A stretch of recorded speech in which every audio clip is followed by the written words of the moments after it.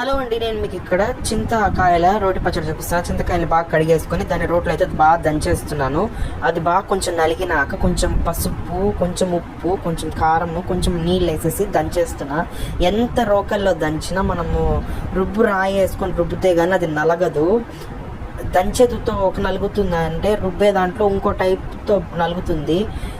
నేను నలుపుతూ రోకలతో రాయితో అట్లా రుబ్బుతూ ఉన్నాను. ఇప్పుడు ఏం చేశానంటే కొంచెం మెదిగి నాకు పక్కన తీసి పెట్టేసి నేను వేపుకుని ఎండుమిర్చి, ఆవాలు, అలానే కొంచెం మెంతులు, ఉద్దిపప్పు, తెల్లగడ్డను అన్నిటిని వేపేసుకొని దాన్ని మళ్ళీ అదే రోట్లో వేసేసి రోకలతో దంచేస్తున్నాను. బాగా కొంచెం నలిగినాక ఇంతకుముందు మనము రుబ్బు పెట్టుకున్న చింతపండు మిశ్రమాన్ని దీంట్లో వేసేసి బాగా కొంచెం వాటర్ అయితే వేసేసి బాగా రుబ్బేసుకున్నాను. ఇప్పుడు ఆవాలు, జీలకర్ర, ఎండుమిర్చి, తెల్లగడ్డ వేసేసుకొని కరివేపాకు వేసేసుకొని కొంచెం తాలింపు బాగా ఉడుకుగా ఉండేటప్పుడే నేనైతే